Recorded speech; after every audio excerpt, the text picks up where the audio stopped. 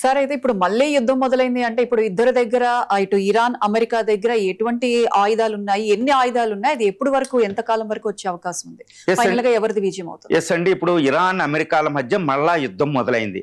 War 2.0 start అయింది. మరి ఎటువంటి ఆయుధాలతో వీళ్ళు వచ్చారు, ఎంత కాలం యుద్ధం చేయగలుగుతారనేది అత్యంత ప్రధానమైన చర్చ అనమాట. ఎందుకంటే మొదటి ఫేజ్ లో జరిగిన యుద్ధంలో ఇరాన్ ఆయుధాలు చాలా చీప్గా ఉండేవి. సుమారు ఏంటంటే ఒక 16 లక్షల విలువైన ఒక ఆల్మోస్ట్ 20,000 డాలర్ల విలువైన ఒక డ్రోన్తో అమెరికా అత్యంత $20 మిలియన్ మిసైల్ను ఓడిస్తూ ఉండేది. చాలా కాస్ట్లీ వారైపోయింది యుఎస్కి.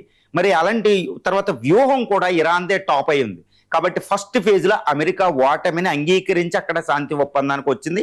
అది ఇరాన్ ప్రతిపాదించిన ప్రపోజల్స్ మీద. మరి ఈ రెండో ఫేజ్లో ఎటువంటి ఆయుధాలు వాడుతున్నారు, ఎంతకాలం వీళ్ళు యుద్ధంలో నిలబడగలుగుతారు, యుద్ధం ఎవరు గెలుస్తారు? ఎందుకంటే ఆయుధం అనేది ఎప్పుడు ఇంపార్టెంట్, ఆయుధాలతో పాటు వ్యూహం ముఖ్యం. మరి ఇప్పుడు మళ్ళీ రెండో ఫేజ్లో ఆయుధాలు ఇవి చూస్తే ఎవరు గెలుస్తారో కూడా ఈజీగా మనం చెప్పొచ్చండి.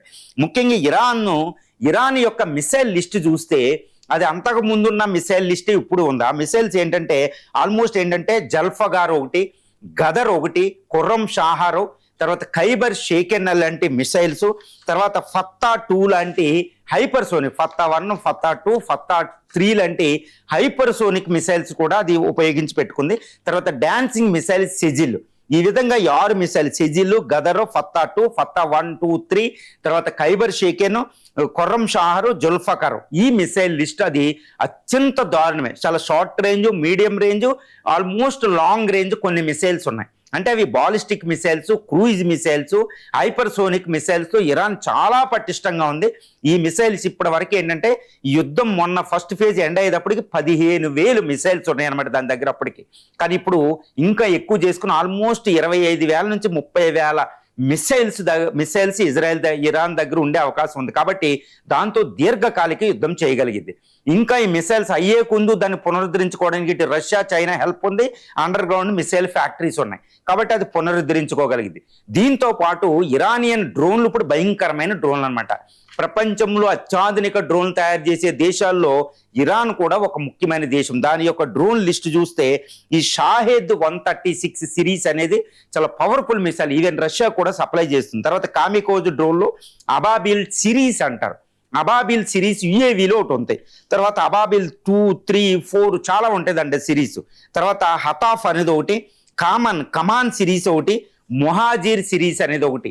ఇవి అత్యంత దారుణమైన డ్రోన్లు అనమాట. ఈ డ్రోన్లతో గల్ఫ్లో అది కల్లోలాన్ని క్రియేట్ చేస్తుంది. ఈవెన్ అమెరికా ఎయిర్ బేస్లు కూడా నేలమట్టం చేస్తుంది అనమాట ఇది. తర్వాత దీంతో ఏంటంటే ఇరాన్ ఏంటంటే తన అమ్ములు పొదుల వ్యూహం ఏంటంటే ఈ అసిమెట్రిక్ వార్ఫేర్, తన యొక్క ఫ్రాక్జీస్తో మొత్తం ఎంటైర్ గల్ఫ్ నాశనం చేయడం. అంటే అమెరికా వచ్చి ఇరాన్ అటాక్ చేస్తే ఇరాన్ తట్టుకోలేకపోయినా ఇరాన్ ఏంటంటే అమెరికాని, గల్ఫ్ దేశాన్ని అటాక్ చేసే సామర్థ్యం అది ఉంది. తర్వాత దాంట్లో ఉన్న ఇరాన్ చేతిలో ఉన్న భయంకరమైన వెపన్స్ నేను ఎప్పుడు చెప్తాను, జోగ్రఫికల్ వెపన్స్ అండి. ఈ జోగ్రఫికల్ వెపన్స్లో ఇదేంటంటే ముఖ్యంగా ఏంటంటే ఈ జాగ్రోస్, ఎల్బర్జ్ మౌంటైన్స్ని, తర్వాత దస్తకి కావురు, దస్తకి లాత్ డెజర్ట్స్ని, అదేంటంటే Hormuz strait, gulf of Oman, gulf of పర్షియాని అదేంటంటే వెపన్స్ కింద మార్చేసుకుంది.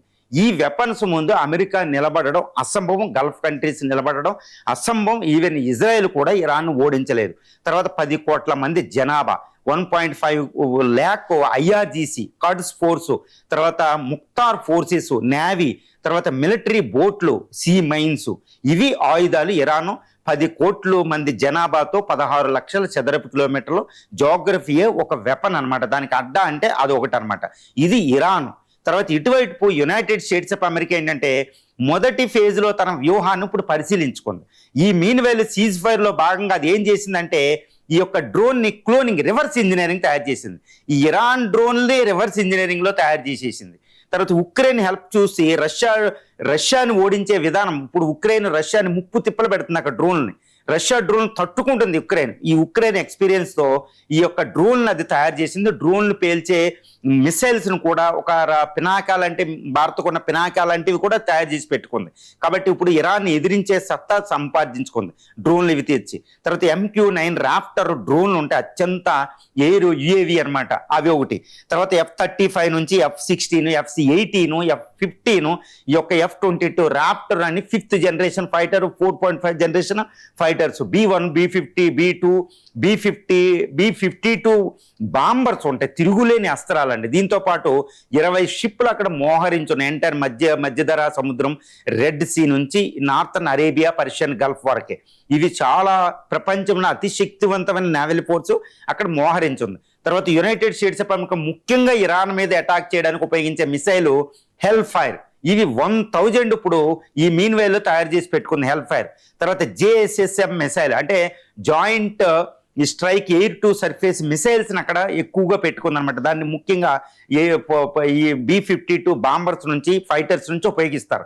ఈ విధంగా అమెరికా కూడా సాధ్యమైనన్ని ఆయుధాలు అక్కడ తెచ్చిపెట్టుకుంది. కానీ ఇరాన్ వ్యూహాన్ని, ఇరాన్ అడ్డా, ఇప్పుడు యుద్ధం ఎక్కడ జరుగుతుందో అమెరికా దగ్గర కాదండి, ఇరాన్ చుట్టుపక్కల ప్రాంతాల్లో ఈ వ్యూహాన్ని 47 సంవత్సరాలుగా ఇరాన్ తయారు చేసి పెట్టుకుంది. తర్వాత జాగ్రోస్, ఎల్బర్జ్ మౌంటైన్స్ మధ్యలో ఉన్న ఇరాన్లో ఉన్న ఈ ఎడారి దస్తకీ లాత్ ఎడారిలోకి ఎంటర్ అవ్వడం చాలా పెద్ద ప్రమాదం. అది ఇరాన్ ఇప్పుడు చూడండి, ఆఫ్ఘనిస్తాన్లో అమెరికా ఎలా ఓడిపోయింది, అంతటి దారుణం. ఆఫ్ఘనిస్తాన్ బౌండరీ దగ్గర హిందూకుస్ మౌంటైన్స్ ఎక్స్టెన్షనే జాగ్రోస్, ఎల్బర్జ్, హిమాలయస్ ఎక్స్టెన్షన్. అక్కడ ఈ ఎడారులు చాలా డేంజరస్ ఎడారులు అనమాట. ప్రస్తుతం అక్కడ శీతాకాలంలో, వేసవికాలంలో ఎడారిలోకి వెళ్తే చాలా కష్టం. ఈ అండర్ గ్రౌండ్ని ఫ్యాక్టరీలో అది నిర్మించుకుని పెట్టుకుంది ఇటు ఇరాన్. కాబట్టి ఈ IRGC వీళ్ళు ఏంటంటే గెరిల్లా వార్ఫేర్ చేస్తారు. ఈ వ్యూహం తర్వాత హర్మూజ్ స్ట్రైట్ దాని అడ్డా, దానికి కీలేగా ఉందన్నమాట.